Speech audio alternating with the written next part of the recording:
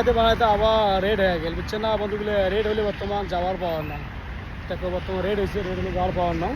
আর তখন মোর কী করা লাগবে, এই জায়গাটা ক্লিক করা হবে।